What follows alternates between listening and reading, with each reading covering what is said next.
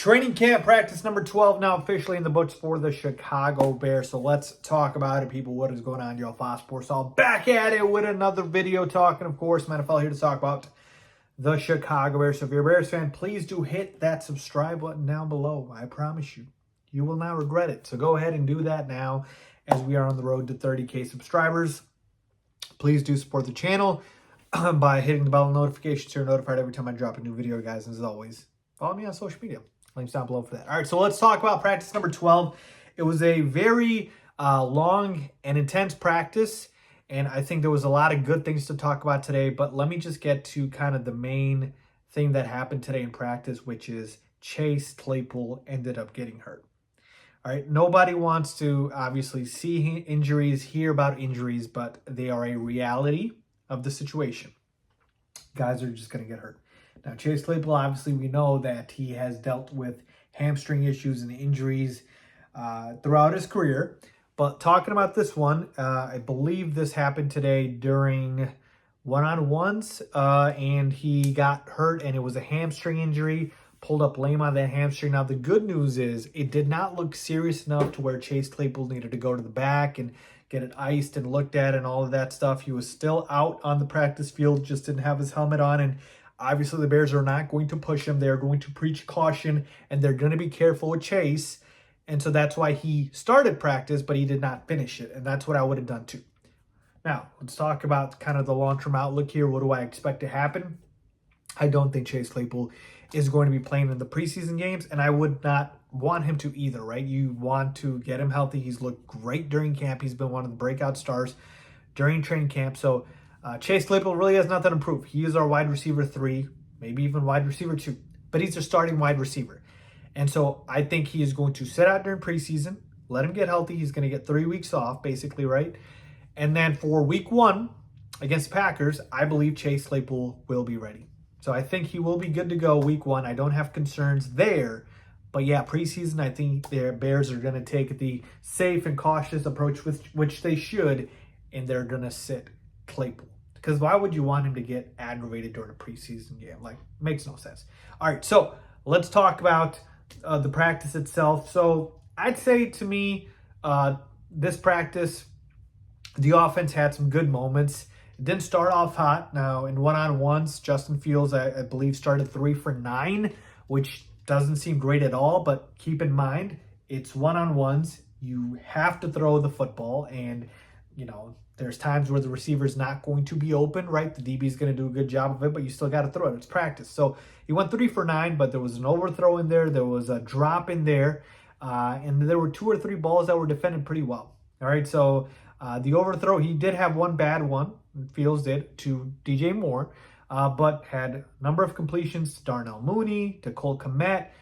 There was a drop by Chase Claypool in there, and then obviously there was a play that Chase Claypool got hurt. And you had some incompletions here to Mooney and DJ Moore as well. And those were just balls that were well defended by Kyler Gordon and Jalen Johnson. So, again, I got to overreact here, but obviously you want better than 3 for 9. But you also have to have that context there. All right, let's move on to 11-on-11s here. And once Chase Claypool was out, right, for practice, Darnell Mooney really stepped up, and he was able to connect with Justin Fields for a number of nice balls down the field. Like, there was crossing routes, patterns, and going down the field, and Fields and Mooney really were in sync. And I really like to see that, because Darnell Mooney is, again, a guy who is still really trying to get up to speed here, and I believe he's a guy who is going to be a big part of this offense. So you love to see kind of the chemistry there developing, and, you know, with Claypool out, you need Mooney to step up. And if Claypool does end up missing time, I hope that's not the case, then you are going to need Darnell Mooney even more. So he did look good today in training camp. All right, finally, finishing up with 7-on-7s, you know, Justin Fields was very good. Went 4 for 5 in the first set of 7-on-7s, and then 4 for 5 again. Had some easy throws to DJ Moore. Some checkdowns to the running backs and Roschon Johnson and Khalil Herbert and Kari Blasingame. So he did take a lot of the checkdowns and then multiple balls to DJ Moore. Look, folks, the chemistry between these two is insane. DJ Moore is going to go berserk this year. I'm telling you, draft DJ Moore in fantasy football this year. I'm telling you, hit the over on DJ Moore's receiving yards, whatever it's set at. I think it's at like 800 receiving yards on DK or FanDuel. But yeah, man, you're going to want to hit the over on that because, my goodness, DJ Moore is going to go nuts this year with Justin Fields. Like, their chemistry and wavelength is insane. Like, today, like, it showcased as well multiple balls to DJ Moore, and they weren't all perfect by Justin Fields, but DJ Moore came down with it because he's that elite of a receiver, and also Fields did hit him in stride a lot of times, and Moore and Fields, like, they are each other's kind of go-to, right, if you will. So that's going to happen a lot during the regular season where, when Justin Fields needs to pick up a first down, he's going to go to DJ Moore, right? Whether that's a deep shot, whether that's a slant, whether that's a crossing route, whatever it is, give the ball to DJ Moore and get out of the way, all right? So with that being said, that was kind of the main tail of the offense. As far as the defense, I talked about the DBs looking solid today, but Dominique Robinson, man, I want to shout him out. He had a good day today, sacked Justin Fields. So you love to see that. Hopefully, he's going to provide some good depth for us alongside the defensive line here.